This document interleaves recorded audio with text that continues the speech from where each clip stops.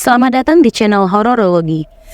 Di video kali ini akan dibawakan kembali sebuah kisah dari tulisan akun Kaskus @endokrin yang berjudul Santet, kisah nyata pengalaman keluarga. Untuk kalian yang ingin mendengarkan part sebelumnya, bisa klik di video sebelum ini. Untuk yang ingin membaca langsung tulisan dari akun @endokrin, bisa klik link yang ada di description box. Tanpa perlu berlama-lama lagi, kita langsung masuk ke ceritanya. Entah berapa lama bapak dan anjing itu terus bertatapan, hingga anjing itu menggonggong sejadi-jadinya tanpa henti. Aku menutup kedua telinga karena tidak kuat dengan suaranya yang sangat keras. Sambil menggonggong, anjing tersebut mulai melangkahkan kakinya. Wajahnya tetap menyeringai seperti hendak menerkam. Bapak yang merasa ditantang oleh anjing tersebut kemudian turun dari motor. Aku yang waktu itu ketakutan mencoba menarik jaket bapak untuk menahannya. Tapi bapak malah tidak menggubris tanganku dan terus berjalan seperti ingin meladeni tantangan anjing tersebut. Tanpa diduga, bapak mengeluarkan sebuah lidi dari balik jaketnya. Panjangnya sekitar dari jari tengah sampai ke siku. Sepertinya bapak sudah menduga kejadian ini akan terjadi. Dan saat tadi sedang di rumah, bapak berlama-lama di kamarnya, sepertinya sedang mempersiapkan hal-hal yang mungkin akan terjadi di luar dugaannya. Bapak mengacungkan lidi tersebut sambil mengayun-ngayunkannya ke arah si anjing seperti hendak mencambuk. Anjing hitam itu lalu segera menghentikan langkahnya. Namun wajahnya tampak lebih marah dari yang sebelumnya. Aku waktu itu melihat dengan panik dan takut kalau si anjing itu mencoba meloncat dan menerkam muka bapak. Tapi di saat yang bersamaan, aku pun merasa heran. Bagaimana bisa bapak hanya melawan seekor anjing yang tampak ganas dengan sebatang lidi? Tapi rupanya ilmukulah yang terlalu cetek untuk memahami tingkah bapak. Setelah terus-menerus bapak mengayun-ngayunkan lidi itu, anjing hitam tersebut pun mundur secara perlahan. Tapi wajahnya terus menyeringai. Tampak air liurnya keluar menetes dengan deras dari mulutnya yang lebar. Beberapa kali anjing hitam tersebut mondar-mandir ke kiri dan ke kanan, tapi tatapannya tak pernah lepas dari bapak, seperti hendak mencari celah untuk menyerang. Kali ini bapak mulai memberanikan diri, meloncat ke depan hendak mencambuk si anjing hitam tersebut. Namun dengan gesit, anjing itu mundur, menghindari cambukan bapak yang kemudian berlari ke belakang. Seringai seram anjing hitam itu pun mulai hilang. Tapi matanya yang bersinar hijau di kegelapan tetap menatap kami. Seperti gagal melakukan misi, anjing hitam itu memutuskan untuk pergi. Ia masuk ke semak-semak kebun teh yang kemudian diikuti suara gonggongan beberapa kali. Karena aku terlanjur syok dan kakiku gemetaran karena ketakutan, maka ketika melanjutkan perjalanan ke rumah Kang Asep, bapaklah yang membawa motor, sementara aku dibonceng di belakang. Tentu saja aku dengan was-was duduk di belakang, takut kalau si anjing itu balik lagi dan menerkamku dari belakang. Tapi tidak begitu lama, dari arah depan tampak sebuah cahaya lampu bulat berwarna kuning. Ketika jarak kami mulai dekat, terlihat bahwa itu Kang Asep dan seorang pria yang tidak aku kenal dibonceng di belakangnya. Saya menyusul, takut terjadi apa-apa, Pak. Soalnya tadi pas ditelepon katanya lagi di jalan, takut kalau ban motornya Bapak bocor, kata Kang Asep kepada Bapak. Enggak, Sep. Cuma pelan aja bawa motornya. Maklum aja jalannya jelek. Aku sempat heran, kenapa bapak tidak menceritakan peristiwa yang baru saja kami alami. Tapi mungkin bapak tidak mau membuat suasana makin panik. Lalu kami berangkat melanjutkan perjalanan. Motor Kang Asep mengikuti kami dari belakang. Sekarang aku sedikit tenang. Seandainya anjing hitam itu datang lagi dan hendak menerkam, setidaknya masih ada orang di belakangku. Akhirnya kami pun tiba di kampung Kang Asep. Setelah masuk ke jalan kecil dan melewati kebun singkong, sebuah rumah dengan cat putih pun terlihat. Kang Asep segera membunyikan klakson. Aku menduga Kang Asep ingin memberitahu bahwa itulah rumahnya. Begitu kami masuk rumah, Kang Asep memperkenalkan kami dengan mertuanya.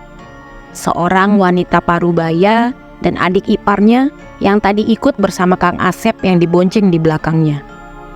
Di rumah itu cuma ada mereka bertiga, kata Kang Asep. Bapak mertuanya sekitar 2 bulan yang lalu sudah meninggal. Kang Asep memberitahu bahwa tadi sore rumah mereka sempat ramai oleh tetangga yang ingin menjenguk. Tapi sekarang sudah sepi karena tetangga sudah pada pulang. Setelah kami selesai minum kopi hangat sajian mertua Kang Asep, kami dibawa ke kamar untuk melihat kondisi istrinya yang sedang sakit. Sebenarnya aku cuma ingin duduk saja sambil menikmati kopi dan cemilan yang disajikan. Tapi karena rasa penasaran, akhirnya aku mengikuti Bapak dari belakang. Tampak seorang wanita mengenakan daster merah motif kembang-kembang sedang duduk berbalut selimut. Rambutnya panjang tergerai dengan kulit sawo matang. Tatapannya kosong ke arah jendela. Sepertinya dia tidak sadar dengan kedatangan kami.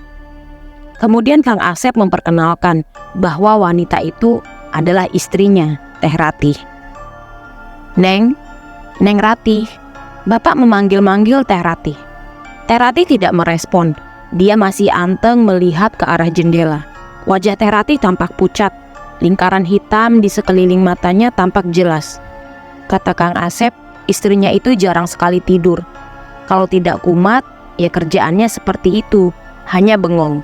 Badannya juga kurus, bahkan tulang belikat di bawah lehernya pun sangat terlihat. Bapak lalu menyuruh Kang Asep untuk mengambil segelas air putih.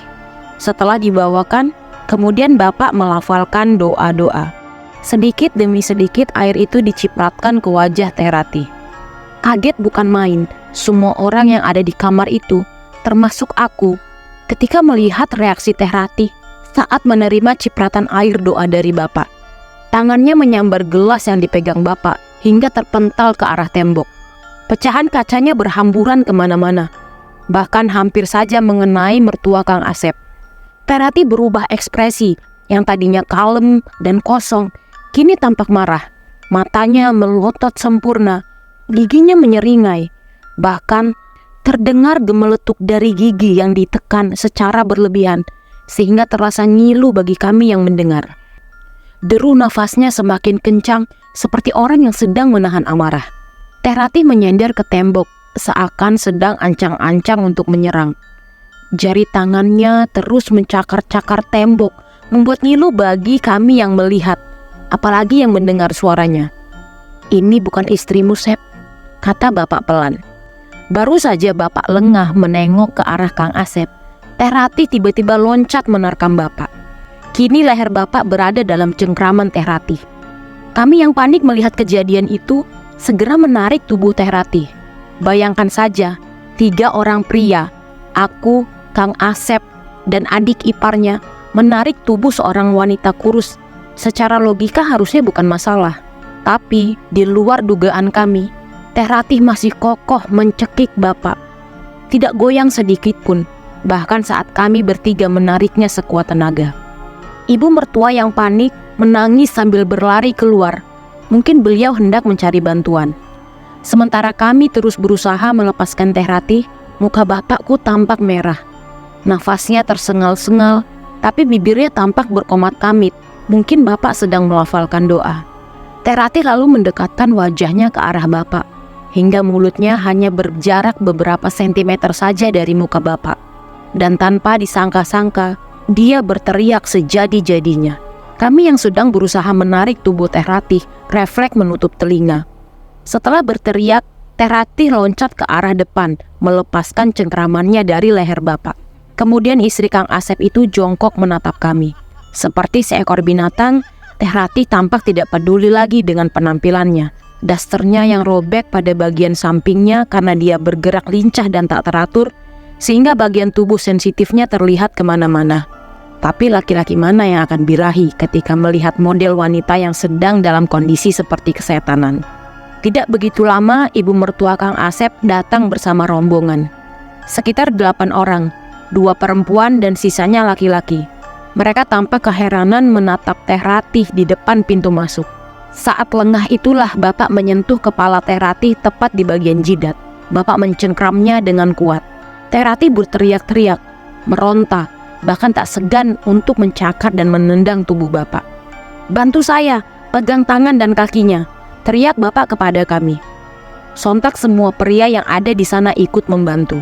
Walaupun tangan dan kakinya sudah dipegang kuat, tapi tampaknya Teh Ratih masih berusaha melawan Bapak dengan memajukan mulut untuk menggigit. Mungkin saking kesalnya karena gigitan tak juga kena, Teh Ratih meludahi Bapak beberapa kali. Tapi Bapak tak gentar dengan serangan yang dilakukan. Hingga akhirnya Teh Ratih tergolek lemas tak berdaya. Setelah keadaan tenang, Teh Ratih ditidurkan kembali di atas ranjangnya. Menurut Bapak, yang ada di dalam tubuh Teh Ratih bukan nyawanya sendiri, tapi mungkin sesosok suruhan seseorang, sedangkan nyawa Teh Ratih tersesat berkeliaran. Aku yang menyaksikan kejadian tersebut tidak bisa berkata-kata, karena aku kira kejadian itu hanya terjadi di film saja. Ternyata, nyawa juga bisa keluar dari tubuh kita dan tersesat. Entah benar atau hanya mengada-ngada dengan apa yang diucapkan Bapak, tapi bila melihat kejadian yang baru saja terjadi, itu memaksaku untuk sedikit meyakininya. Istrimu sedang kelelahan, Sep. Mungkin nanti akan kumat lagi, kata Bapak kepada Kang Asep. Terus harus gimana saya, Pak? Lalu Bapak menjelaskan kepada Kang Asep bahwa ini pengalaman pertamanya menangani kasus seperti ini. Dulu memang ada kejadian seperti ini pernah terjadi, tapi Bapak hanya sebatas menyaksikan saja dan tidak ikut andil dalam mengobati. Kita harus melakukan upacara, Sep. Nama upacaranya ngajemput lelembut, kata Bapak kepada Kang Asep. Istilah ngajemput lelembut ini kalau dalam bahasa Indonesia bisa diartikan menjemput nyawa. Menurut Bapak, dahulu kala konon upacara ini sering dilakukan atau lumrah di kampung. Karena dulu saat kampung kami masih benar-benar hutan dan masih banyak tempat-tempat keramat, banyak orang-orang yang tersesat atau linglung dan mereka tidak bisa pulang. Padahal secara penglihatan lahir, orang tersebut hanya tertidur. Biasanya jasadnya disembunyikan di semak-semak atau bahkan di dahan-dahan pohon besar. Orang yang biasanya diisengi karena melanggar atau berlaku tidak sopan, seperti mengencingi sebuah pohon atau duduk di atas pohon dan makan tanpa sengaja. Akhirnya pada malam itu kami memutuskan untuk diam di rumah Kang Asep. Bersama para tetangga yang tadi dibawa oleh ibu mertua Kang Asep, kami berbincang seru, seakan melupakan kejadian mengerikan yang baru saja terjadi. Aku ikut nimbrung tapi tidak ikut ngobrol, hanya menikmati kopi dan kacang rebus yang disediakan oleh mertua Kang Asep. Hingga akhirnya tahrim berkumandang. Tahrim itu kalau di kampungku adalah istilah untuk membangunkan orang untuk sholat subuh. Jadi biasanya seseorang datang ke masjid dan membaca Al-Quran melalui speaker. Hal itu dilakukan sampai tiba waktunya azan subuh. Di kampungku biasanya tahrim dimulai dari jam 3:30 pagi. Aku dan Bapak berpamitan untuk pulang, memburu untuk sholat subuh di rumah. Tapi sebelum pulang, kami berpesan dengan suara pelan agar Mas Asep mengorek-ngorek halaman depan atau belakang rumahnya untuk mencari benda-benda yang aneh yang mungkin saja ditanam oleh seseorang. Sepulang dari rumah Kang Asep, aku tidur kebablasan. Sekitar jam 12:30 siang aku baru kebangun. Ketika hendak ke kamar mandi, aku melihat Bapak sedang membersihkan perabot. Istilah perabot ini adalah sebutan untuk benda-benda pusaka peninggalan nenek moyang di kampungku. Kebetulan Bapak punya warisan, sebuah kujang dan pedang kecil, lebih mirip seperti golok sebenarnya, yang dulu diturunkan dari kakek kepada Bapak. Konon katanya, benda-benda pusaka itu harus dibawa saat upacara nyambut lelembut. Katanya untuk jaga-jaga kalau ada makhluk yang bengal hendak menyerang.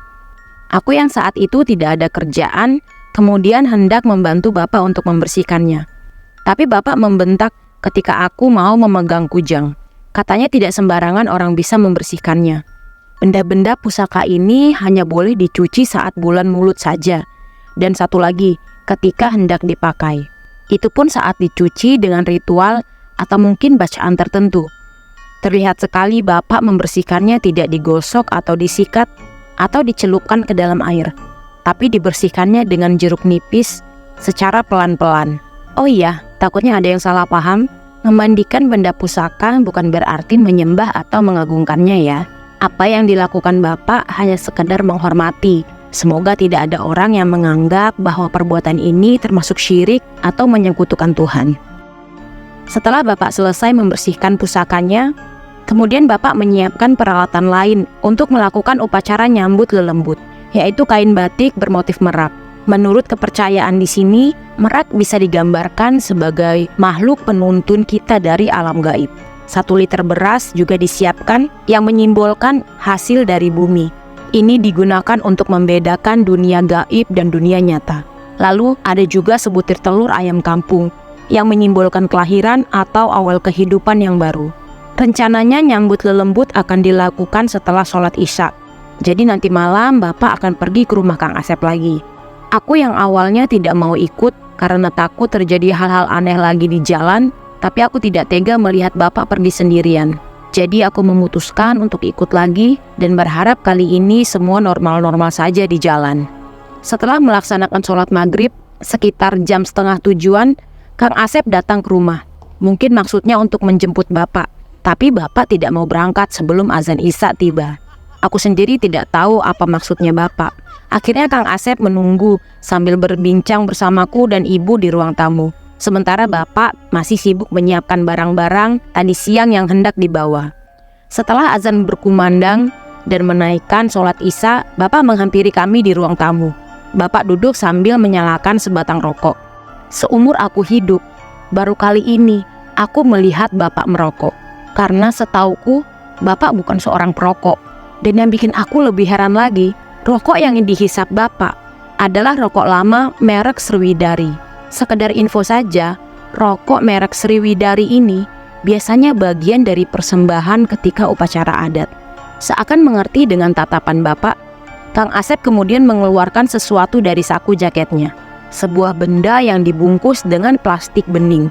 Sebuah bungkusan kain putih yang berbentuk pocong kecil, ukurannya kira-kira sebesar lilin. Ini ditemukan di pojok rumah saya, Pak, dikubur di bawah batu. Saya curiga karena seingat saya tidak pernah menaruh batu di halaman. Kata Kang Asep kepada Bapak. Buka, Sep, perintah Bapak. Kemudian Kang Asep membuka bungkusan itu. Dan ketika terbuka, di dalamnya terdapat harupat. Harupat itu bentuknya seperti lidi namun berwarna hitam. Harupat adalah bagian dari batang pohon aren. Selain harupat, juga ada sebundel rambut kusut dan sebotol cairan merah yang aku tak tahu apa namanya. Tapi yang pasti itu bukan darah. Warna merahnya bening, tampak seperti minyak angin, cuma tidak berbau saja. Orang ini niat banget pengen celakain kamu, Sep. Hanya orang yang benar-benar sakit hati yang bisa melakukan ini, ucap Bapak kepada Kang Asep. Saya udah inget-inget, Pak. Tapi perasaan saya tidak pernah berurusan sama orang serius begini, Pak. Entah benar atau bohong yang diucapkan Kang Asep. Walaupun secara logika tidak mungkin orang menyerang tanpa sebab, kecuali orang gila. Dan orang gila pun tidak mungkin isengnya sampai seniat ini, pikirku. Ya udah, nggak usah diinget-inget, nanti tambah mumet. Yang penting sekarang istrimu bisa pulih lagi, jawab Bapak dengan santai kepada Kang Asep. Bapak lalu mengambil bungkusan pocong yang sejak tadi tergeletak di meja. Mulutnya komat kamit seperti biasa melafalkan doa, kemudian ditiupkan pada bungkusan pocong di tangannya. Setelah selesai, Bapak meletakkannya kembali di atas meja sembari menyuruh ibu untuk mengambil sebuah rantang. Bakar, Sep, perintah Bapak kepada Kang Asep. Setelah rantang dibawa oleh ibu, dibakarlah pocongan itu oleh Kang Asep yang kemudian abunya dimasukkan ke dalam rantang. Tidak memerlukan minyak tanah karena benda-benda itu mudah sekali terbakar, khususnya rambut dan harupat. Ini rantangnya kamu bawa, abunya kamu bungkus dengan kain, dan besok pagi-pagi kamu hanyutkan di kali, perintah Bapak kepada Kang Asep. Setelah selesai membakar pocongan, kami bersiap-siap untuk berangkat. Seperti biasa, ibu pamitan mau menginap lagi di rumah Mbak Waryah dengan membawa kedua adikku. Kang Asep membawa peralatan dalam ransel dengan motornya, sedangkan aku dan Bapak mengikuti dari belakang. Kali ini aku sedikit tenang, karena kami berangkat setelah jam 8 malam, di mana jalanan mungkin masih ada orang yang lalu lalang, khususnya tukang ojek yang pulang kemalaman dari pangkalan pasar.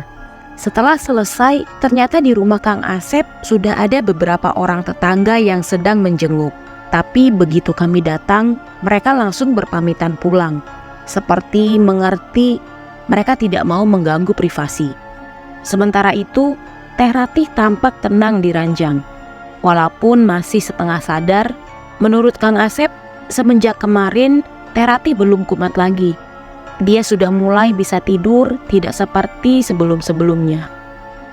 "Sekarang aja apa Pak dimulai?" tanya Kang Asep kepada Bapak. Bapak langsung bergerak membuka isi ranselnya, menyiapkan beras yang kemudian dituangkan ke dalam mangkok. Sebutir telur ditaruh di atas beras, sedangkan kujang diletakkan berdampingan. Bapak menyuruh Kang Asep agar membopong Teh Ratih ke ruang tengah. Digelarlah sebuah tikar dan Teh Ratih tidur terlentang di atasnya tanpa bantal. Setelah itu, Bapak menyiprat-nyipratkan air ke seluruh tubuh Teh Ratih dan kemudian tubuhnya ditutupi kain batik bermotif merak yang sudah Bapak bawa. Kini Teh Ratih terlentang seperti mayat ditutupi kain. Tapi anehnya kali ini dia tidak melawan, malah pasrah saja seperti orang kebingungan. Bapak menyuruh kami yang berada di situ untuk membaca ayat kursi berulang-ulang. Katanya untuk menjaga tubuhnya agar tidak dirasuki setan sembarangan selama Bapak pergi untuk menyusul Teh Ratih ke alam gaib.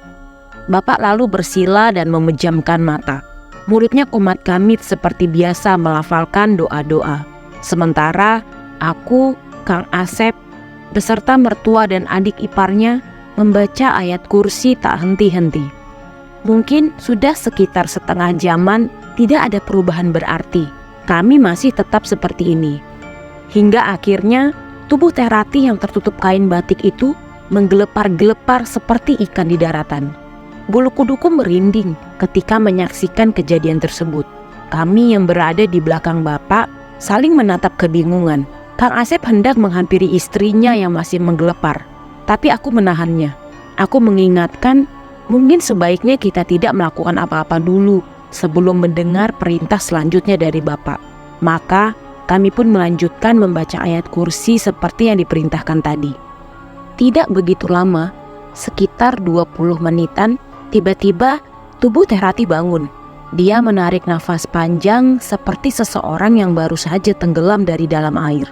Sontak kami semua loncat karena kaget, terutama mertua Kang Asep yang sudah tua mengucapkan istighfar beberapa kali sambil mengelus dadanya. "Kang." Begitu sadar, Teh Ratih langsung memanggil suaminya. Kemudian ia bangun dan memeluk ibunya yang masih merasa kaget. Kedua wanita itu saling berpelukan dan menangis. Setelah semuanya kondusif dan Teh Ratih tersadar, kami duduk di ruang tengah. Kang Asep yang penasaran bertanya kepada istrinya apa yang sebenarnya terjadi selama ia sakit. Maka Teh Ratih mulai menceritakan pengalaman horornya kepada kami. Menurut Teh Ratih, kejadian itu berawal di satu hari sebelum ia sakit. Waktu itu sekitar jam 11 malam, ia masih ingat karena saat menonton TV dan merasa ngantuk. Maka setelah melihat jam, ia memutuskan untuk tidur. Teh Ratih saat itu sendirian di rumah, karena Kang Asep sedang mengantar nanas pesanan ke daerah Purwakarta waktu itu. Ketika Teh Ratih baru beberapa menit menutup mata, terdengar suara ketukan pintu. Kemudian Teh Ratih bangun dan membuka pintu. Terlihatlah ada dua orang pria berdiri di depannya. Satu pria menggunakan kaos oblong dan yang satunya lagi mengenakan jaket kulit. Dengan nada terburu-buru, pria yang mengenakan jaket kulit memberitahu bahwa Kang Asep kecelakaan dan dipastikan tewas. Jasadnya sekarang berada di rumah sakit. Teh Ratih yang mendengar kabar tersebut merasa kaget. Ingatannya mungkin berada pada titik sadar dan tidak sadar. Lututnya merasa lemas dan ingin pingsan. Bahkan ia menangis berteriak-teriak. Kedua pria itu mencoba menenangkan Teh Ratih. Menurut Teh Ratih, kalau dipikir sekarang tidak masuk akal katanya. Waktu itu ia menangis cukup kencang sambil berteriak-teriak memanggil Kang Asep, tapi anehnya tidak ada satu tetangga pun yang datang. Setelah Teh Ratih merasa tenang, kedua pria itu menyuruhku untuk bersiap-siap pergi ke rumah sakit. Teh Ratih mengikuti saja semua perintahnya. Mungkin karena dia sudah merasa syok duluan mendengar suaminya meninggal. Lalu Bapak bertanya kepada Teh Ratih, bagaimana caranya dia pergi ke rumah sakit bersama kedua laki-laki itu. Teh Ratih mencoba berpikir dan mengingat-ingat. Naik delman, Pak. Astagfirullah, saya baru ingat, jawab Teh Ratih yang kemudian mukanya berubah menjadi ketakutan. Kalau dipikir secara logika, tidak mungkin pergi ke rumah sakit menggunakan delman. Bagi yang belum tahu, delman itu adalah kereta kuda atau di daerah lainnya disebut andong. Mungkin tak sadar karena selama perjalanan Teh Ratih menangis hingga akhirnya ia berhenti di tengah jalan. Kedua pria itu izin untuk buang air kecil. Tapi setelah cukup lama pergi, kedua pria itu belum juga datang. Teh Ratih yang merasa sedih hingga menghiraukan keadaan sekitar, kini mulai tersadar. Teh Ratih mulai merasa takut, bahkan ketika menengok kiri dan kanan, ia merasa awam. Jalanannya bukan jalanan seperti yang biasa ia lewati. Dan Teh Ratih baru tersadar bahwa ia berada di tengah hutan. Bayangkan saja, di tengah hutan sendirian, duduk di atas andong, hanya ditemani lampu kelenting yang tergantung di depan. Bahkan kuda yang tadi mengangkut andongnya juga mendadak hilang. Teh Ratih tidak bisa berbuat apa-apa ketika ia ditinggalkan di tengah hutan, kecuali menangis sendirian. Teh Ratih mencoba turun sambil memanggil-manggil kedua pria tadi, tapi nihil, tidak ada jawaban. Terima kasih sudah mendengarkan kisah kali ini sampai di akhir video. Nantikan kelanjutan kisah ini di part selanjutnya. Sampai jumpa.